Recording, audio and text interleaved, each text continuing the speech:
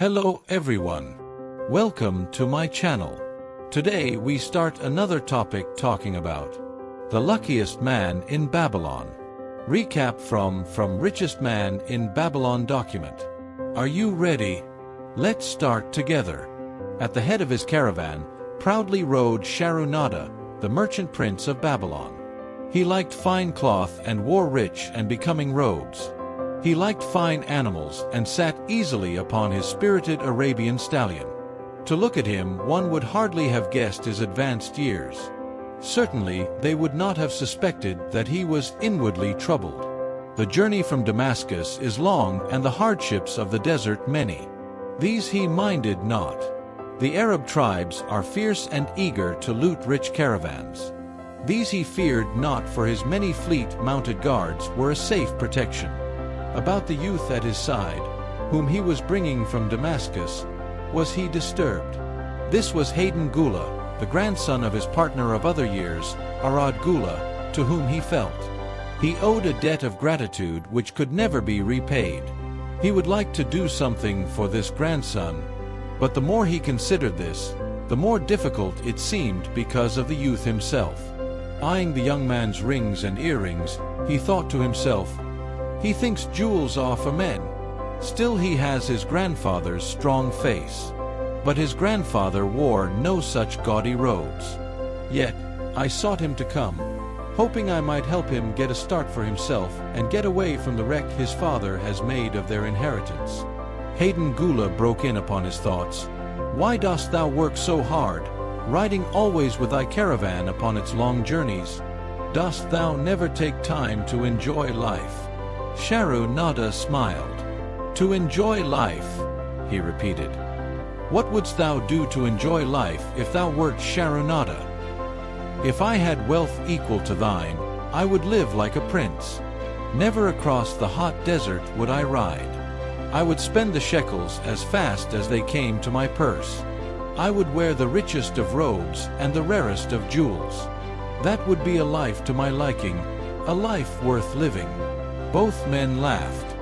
"Thy grandfather wore no jewels," Sharonada spoke before he thought, then continued jokingly, "Wouldst thou leave no time for work?" "Work was made for slaves," Hayden Gula responded. Sharonada bit his lip but made no reply, riding in silence until the trail led them to the slope. Here he reined his mount and, pointing to the green valley far away, "See, there is the valley. Look far down, and thou canst faintly see the walls of Babylon. The tower is the temple of Bel. If thine eyes are sharp, thou mayest even see the smoke from the eternal fire upon its crest. So that is Babylon. Always have I longed to see the wealthiest city in all the world," Hayden Gula commented. "Babylon, where my grandfather started his fortune. Would he were still alive. We would not be so sorely pressed. Why wish his spirit to linger on earth beyond its allotted time? Thou and thy father can well carry on his good work. Alas of us, neither has his gift. Father and myself know not his secret for attracting the golden shekels." Sharonada did not reply, but gave rein to his mount and rode thoughtfully down the trail to the valley. Behind them followed the caravan in a cloud of reddish dust. Some time later they reached the King's Highway and turned south through the irrigated farms. 3 old men plowing a field caught Sharonada's attention. They seemed strangely familiar. How ridiculous! One does not pass a field after 40 years and find the same men plowing there. Yet, something within him said they were the same. One, with an uncertain grip, held the plow. The others laboriously plodded beside the oxen, ineffectually beating them with their barrel staves to keep them pulling. 40 years ago he had envied these men. How gladly he would have exchanged places. But what a difference now! With pride he looked back at his trailing caravan, well-chosen camels and donkeys, loaded high with valuable goods from Damascus. All this was but one of his possessions. He pointed to the plowers, saying, "Still plowing the same field where they were 40 years ago. They look it, but why thinkest thou they are the same?" "I saw them there," Sharunada replied. Recollections were racing rapidly through his mind. Why could he not bury the past and live in the present? Then he saw, as in a picture, the smiling face of Arad Gula. The barrier between himself and the cynical youth beside him dissolved. But how could he help such a superior youth with his spendthrift ideas and bejeweled hands?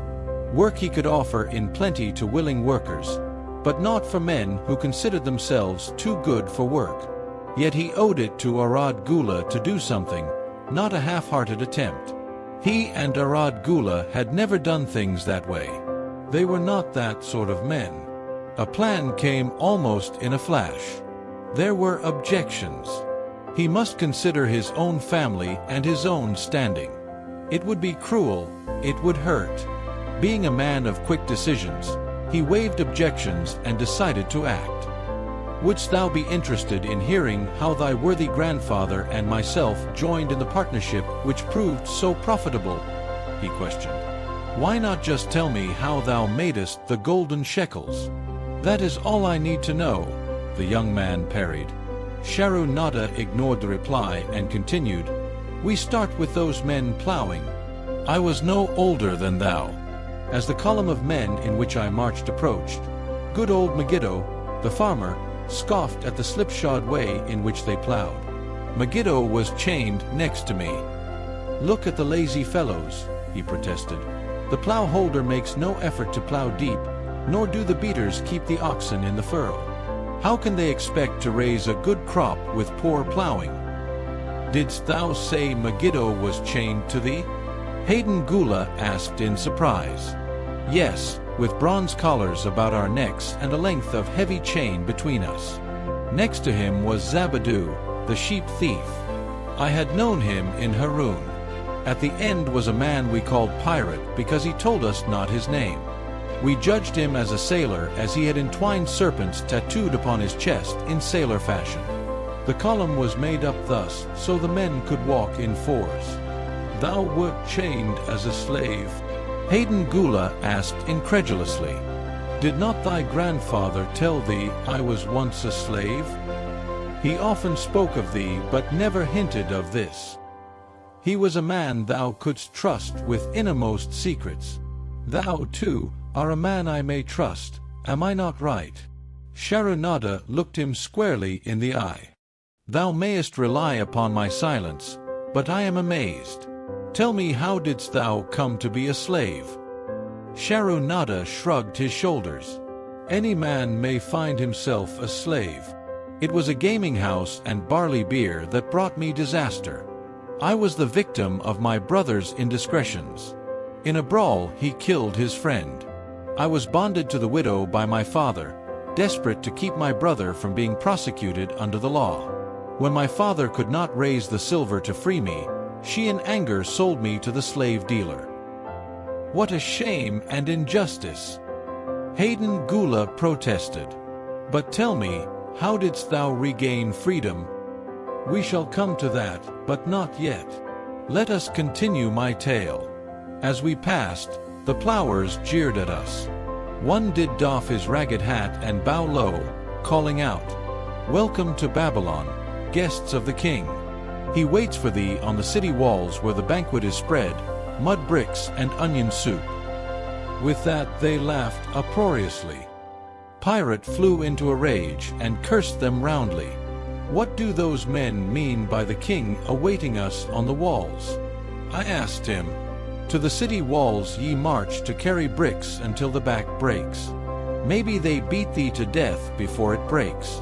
They won't beat me. I'll kill em. Then Megiddo spoke up.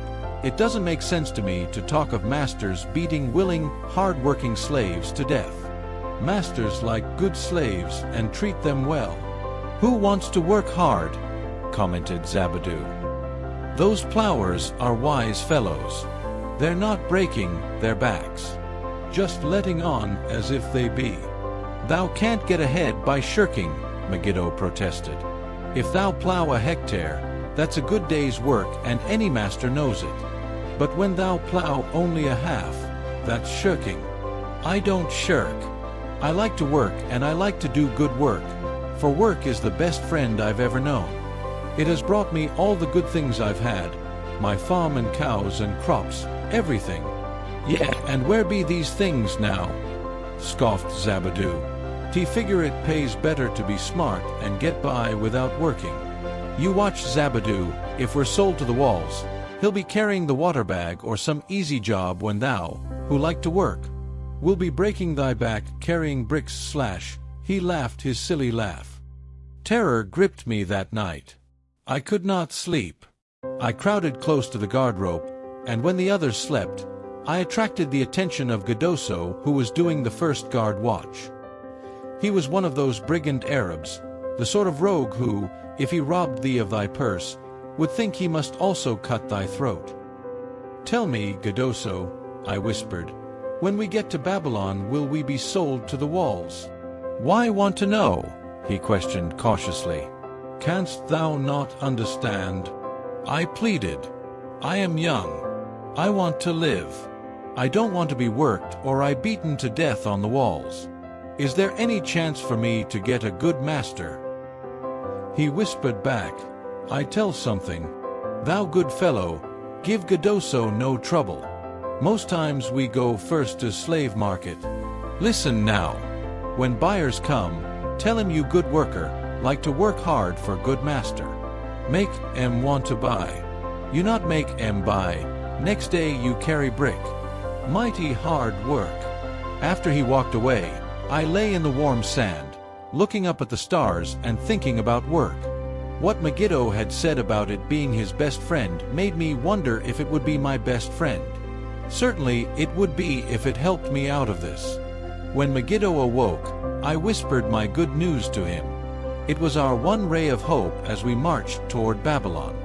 Late in the afternoon, we approached the walls and could see the lines of men, like black ants, climbing up and down the steep diagonal paths. As we drew closer, we were amazed at the thousands of men working. Some were digging in the moat, others mixed the dirt into mud bricks. The greatest number were carrying the bricks in large baskets up those steep trails to the masons. Asterisk. Overseers cursed the laggards' arid, cracked bull asterisk, the famous works of ancient Babylon. Its walls, temples, hanging gardens and great canals were built by slave labor, mainly prisoners of war, which explains the inhuman treatment they received. This force of workmen also included many citizens of Babylon and its provinces who had been sold into slavery because of crimes or financial troubles. It was a common custom for men to put themselves, their wives, or their children up as a bond to guarantee payment of loans, legal judgments, or other obligations. In case of default, those so bonded were sold into slavery. Lock whips over the backs of those who failed to keep in line. Poor, worn-out fellows were seen to stagger and fall beneath their heavy baskets, unable to rise again. If the lash failed to bring them to their feet, they were pushed to the side of the paths and left writhing in agony. Soon they would be dragged down to join other craven bodies beside the roadway to await unsanctified graves. As I beheld the ghastly sight, I shuddered. So this was what awaited my father's son if he failed at the slave market. Gadoso had been right. We were taken through the gates of the city to the slave prison, and next morning marched to the pens in the market. Here the rest of the men huddled in fear, and only the whips of our guard could keep them moving so the buyers could examine them. Megiddo and myself eagerly talked to every man who permitted us to address him. The slave dealer brought soldiers from the king's guard who shackled pirate and brutally beat him when he protested. As they led him away, I felt sorry for him. Megiddo felt that we would soon part when no buyers were near. He talked to me earnestly to impress upon me how valuable work would be to me in the future. Some men hate it. They make it their enemy. Better to treat it like a friend. Make thyself like it. Don't mind because it is hard. If thou thinkest about what a good house thou build, then who cares if the beams are heavy and it is far from the well to carry the water for the plaster? Promise me, boy, if thou get a master, work for him as hard as thou canst. If he does not appreciate all thou do, never mind. Remember, work, well done, does good to the man who does it. It makes him a better man. He stopped as a burly farmer came to the enclosure and looked at us critically. Megiddo asked about his farm and crops, soon convincing him that he would be a valuable man.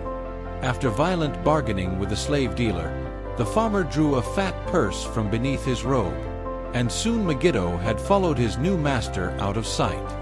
A few other men were sold during the morning. At noon, Gadoso confided to me that the dealer was disgusted and would not stay over another night, but would take all who remained at sundown to the king's buyer. I was becoming desperate when a fat, good-natured man walked up to the wall and inquired if there was a baker among us. I approached him saying, "Why should a good baker like thyself seek another baker of inferior ways? Would it not be easier to teach a willing man like myself thy skilled ways? Look at me, I am young, strong and like to work. Give me a chance and I will do my best to earn gold and silver for thy purse." He was impressed by my willingness and began bargaining with the dealer who had never noticed me since he had bought me, but now waxed eloquent on my abilities, good health and good disposition. I felt like a fat ox being sold to a butcher. At last, much to my joy, the deal was closed. I followed my new master away, thinking I was the luckiest man in Babylon. My new home was much to my liking. Nananade, my master, taught me how to grind the barley in the stone bowl that stood in the courtyard, how to build the fire in the oven, and then how to grind very fine the sesame flour for the honey cakes. I had a couch in the shed where his grain was stored. The old slave housekeeper, Svisti, fed me well and was pleased at the way I helped her with the heavy tasks. Here was the chance I had longed for to make myself valuable to my master and, I hoped, to find a way to earn my freedom. I asked Nananaad to show me how to knead the bread and to bake. This he did, much pleased at my willingness. Later, when I could do this well, I asked him to show me how to make the honey cakes, and soon I was doing all the baking. My master was glad to be idle, but Swati shook her head in disapproval. "No work to do is bad for any man," she declared. I felt it was time for me to think of a way by which I might start to earn coins to buy my freedom. As the baking was finished at noon, I thought Nanid would approve if I found profitable employment for the afternoons and might share my earnings with me. Then the thought came to me, why not bake more of the honey cakes and peddle them to hungry men upon the streets of the city? I presented my plan to Nananaad this way. If I can use my afternoons after the baking is finished to earn for thee coins, would it be only fair for thee to share my earnings with me that I might have money of my own to spend for those things which every man desires and needs? Fair enough, he admitted. When I told him of my plan to peddle our honey cakes, he was well pleased. Here is what we will do, he suggested. Thou sillest them at 2 for a penny. Then half of the pennies will be mine to pay for the flour and the honey and the wood to bake them. Of the rest, I shall take half and thou shalt keep half. I was much pleased by his generous offer that I might keep for myself 1/4 of my sales. That night one worked late to make a tray upon which to display them. Nananaad gave me one of his worn robes that I might look well, and Swati helped me patch it and wash it clean. The next day I baked an extra supply of honey cakes. They looked brown and tempting upon the tray as one went along the street, loudly calling my wares. At first no one seemed interested, and I became discouraged. I kept on, and later in the afternoon as men became hungry, the cakes began to sell and soon my tray was empty. Nananaad was well pleased with my success and gladly paid me my share. I was delighted to own pennies.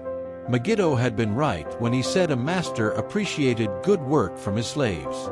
That night I was so excited over my success I could hardly sleep and tried to figure how much I could earn in a year and how many years would be required to buy my freedom. As I went forth with my tray of cakes every day, I soon found regular customers. One of these was none other than thy grandfather, Arad Gula. He was a rug merchant and sold to the housewives, going from one end of the city to the other, accompanied by a donkey loaded high with rugs and a black slave to tend it. He would buy 2 cakes for himself and 2 for his slave, always tarrying to talk with me while they ate them. Thy grandfather said something to me one day that I shall always remember. I like thy cakes, boy, but better still I like the fine enterprise with which thou offerest them. Such spirit can carry thee far on the road to success. But how canst thou understand, Hayden Gula, what such words of encouragement could mean to a slave boy, lonesome in a great city, struggling with all he had in him to find a way out of his humiliation? As the months went by, I continued to add pennies to my purse. It began to have a comforting weight upon my belt. Work was proving to be my best friend, just as Megiddo had said. I was happy, but Svisthi was worried. Thy master. I fear to have him spend so much time at the gaming houses / she protested. I was overjoyed one day to meet my friend Megiddo upon the street. He was leading 3 donkeys loaded with vegetables to the market. I am doing mighty well, he said. My master does appreciate my good work for now. I am a foreman. See, he does trust the marketing to me, and also he is sending for my family. Work is helping me to recover from my great trouble. Someday it will help me to buy my freedom and once more own a farm of my own. Time went on, and Nananade became more and more anxious for me to return from selling. He would be waiting when I returned and would eagerly count and divide our money. He would also urge me to seek further markets and increase my sales. Often I went outside the city gates to solicit the overseers of the slaves building the walls. I hated to return to the disagreeable sights, but found the overseers liberal buyers. One day I was surprised to see Zabadu waiting in line to fill his basket with bricks. He was gaunt and bent, and his back was covered with welts and sores from the whips of the overseers.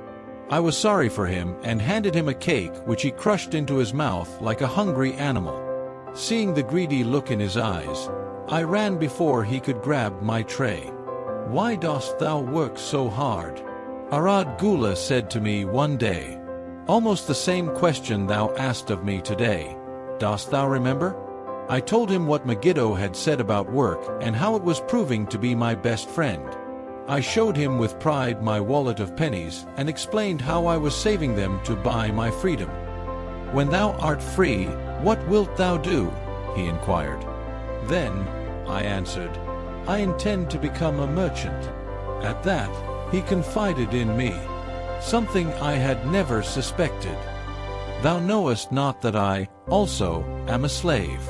I am in partnership with my master. Stop, demanded Hayden Gula. I will not listen to lies defaming my grandfather. He was no slave. His eyes blazed in anger. Sharunada remained calm. I honor him for rising above his misfortune and becoming a leading citizen of Damascus. Art thou, his grandson, cast of the same mold? Art thou man enough to face true facts, or dost thou prefer to live under false illusions? Hayden Gula straightened in his saddle. In a voice suppressed with deep emotion, he replied, My grandfather was beloved by all. Countless were his good deeds. When the famine came, did not his gold buy grain in Egypt, and did not his caravan bring it to Damascus, and distribute it to the people so none would starve? Now thou sayest he was but a despised slave in Babylon. Had he remained a slave in Babylon, then he might well have been despised. But when, through his own efforts, he became a great man in Damascus, the gods indeed condoned his misfortunes and honored him with their respect. Sharunada replied, after telling me that he was a slave. Sharunada continued. He explained how anxious he had been to earn his freedom. Now that he had enough money to buy this, he was much disturbed as to what he should do. He was no longer making good sales and feared to leave the support of his master. I protested his indecision. Cling no longer to thy master. Get once again the feeling of being a free man. Act like a free man and succeed like one. Decide what thou desirest to accomplish, and then work will aid thee to achieve it. He went on his way saying he was glad I had shamed him for his cowardice. One day I went outside the gates again, and was surprised to find a great crowd gathering there. When I asked a man for an explanation, he replied, "Hast thou not heard? An escaped slave who murdered one of the king's guards has been brought to justice and will this day be flogged to death for his crime. Even the king himself is to be here." So dense was the crowd about the flogging post. I feared to go near lest my tray of honey cakes be upset. Therefore, I climbed up the unfinished wall to see over the heads of the people. I was fortunate in having a view of Nebuchadnezzar himself as he rode by in his golden chariot. Never had I beheld such grandeur, such robes and hangings of gold cloth and velvet. I could not see the flogging, though I could hear the shrieks of the poor slave. I wondered how one so noble as our handsome king could endure to see slave customs in ancient Babylon. Though they may seem inconsistent to us, were strictly regulated by law. For example, a slave could own property of any kind, even other slaves upon which his master had no claim. Slaves intermarried freely with non-slaves. Children of free mothers were free. Most of the city merchants were slaves. Many of these were in partnership with their masters and wealthy in their own right. Such suffering, yet when I saw he was laughing and joking with his nobles, I knew he was cruel and understood why such inhuman tasks were demanded of the slaves building the walls. After the slave was dead, his body was hung upon a pole by a rope attached to his leg so all might see. As the crowd began to thin, I went close. On the hairy chest, I saw tattooed 2 entwined serpents. It was Pirate. Next time I met Arad Gula, he was a changed man. Full of enthusiasm he greeted me. "Behold, the slave thou knewest is now a free man. There was magic in thy words. Already my sales and my profits are increasing. My wife is overjoyed. She was a free woman, the niece of my master. She much desires that we move to a strange city where no man shall know I was once a slave. Thus our children shall be above reproach for their father's misfortune. Work has become my best helper.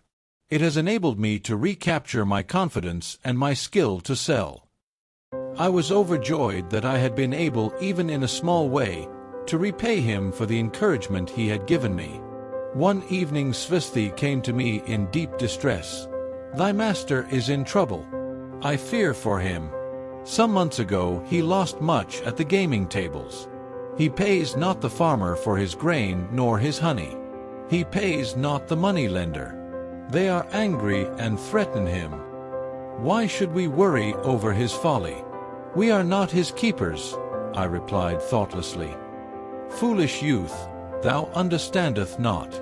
To the money-lender didst he give thy title to secure a loan. Under the law he can claim thee and sell thee. I know not what to do. He is a good master. Why, oh why, should such trouble come upon him?" Not were Svisti's fears groundless. While I was doing the baking next morning, the moneylender returned with a man he called Sussy. This man looked me over and said I would do. The moneylender waited not for my master to return, but told Svisti to tell him he had taken me. With only the robe on my back and the purse of pennies hanging safely from my belt, I was hurried away from the unfinished baking. I was whirled away from my dearest hopes as the hurricane snatches the tree from the forest and casts it into the surging sea. Again a gaming house and barley beer had caused me disaster. Sussy was a blunt, gruff man. As he led me across the city, I told him of the good work I had been doing for Nananade and said I hoped to do good work for him. His reply offered no encouragement. "Like not this work. My master likes it not. The king has told him to send me to build a section of the Grand Canal. Master tells Sussy to buy more slaves, work hard and finish quick. Bah, how can any man finish a big job quick?" Picture a desert with not a tree, just low shrubs and a sun burning with such fury the water in our barrels became so hot we could scarcely drink it. Then picture rows of men, going down into the deep excavation and lugging heavy baskets of dirt up soft, dusty trails from daylight until dark. Picture food served in open troughs from which we helped ourselves like swine. We had no tents, no straw for beds. That was the situation in which I found myself. I buried my wallet in a marked spot, wondering if I would ever dig it up again. At first I worked with goodwill, but as the months dragged on, I felt my spirit breaking. Then the heat fever took hold of my weary body. I lost my appetite and could scarcely eat the mutton and vegetables. At night I would toss in unhappy wakefulness. In my misery, I wondered if Zabadoo had not the best plan, to shirk and keep his back from being broken in work. Then I recalled my last sight of him and knew his plan was not good. I thought of Pirate with his bitterness and wondered if it might be just as well to fight and kill. The memory of his bleeding body reminded me that his plan was also useless. Then I remembered my last sight of Megiddo. His hands were deeply calloused from hard work, but his heart was light and there was happiness on his face. His was the best plan. Yet I was just as willing to work as Megiddo. He could not have worked harder than I. Why did not my work bring me happiness and success? Was it work that brought Megiddo happiness, or was happiness and success merely in the laps of the gods? Was I to work the rest of my life without gaining my desires, without happiness and success? All of these questions were jumbled in my mind, and I had not an answer. Indeed, I was sorely confused. Several days later, when it seemed that I was at the end of my endurance and my questions still unanswered, Sussy sent for me. A messenger had come from my master to take me back to Babylon. I dug up my precious wallet, wrapped myself in the tattered remnants of my robe, and was on my way. As we rode, the same thoughts of a hurricane whirling me hither and thither kept racing through my feverish brain.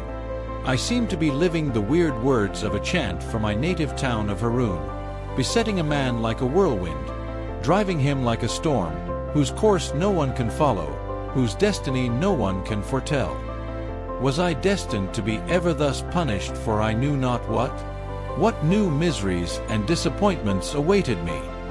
When we rode to the courtyard of my master's house, imagine my surprise when I saw Arad Gula awaiting me. He helped me down and hugged me like a long-lost brother. As we went our way, I would have followed him as a slave should follow his master. But he would not permit me. He put his arm about me, saying, "I hunted everywhere for thee. When I had almost given up hope, I did meet Svesthi, who told me of the moneylender, who directed me to thy noble owner. A hard bargain he did drive and made me pay an outrageous price, but thou art worth it. Thy philosophy and thy enterprise have been my inspiration to this new success." Megiddo's philosophy, not mine / I interrupted. Megiddo's and thine.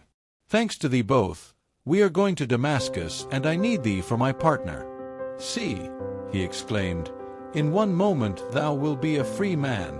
So saying, he drew from beneath his robe the clay tablet carrying my title. This he raised above his head and hurled it to break in 100 pieces upon the cobblestones.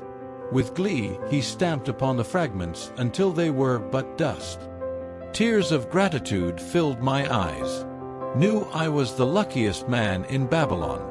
Work, thou see, by this, in the time of my greatest distress, didst prove to be my best friend.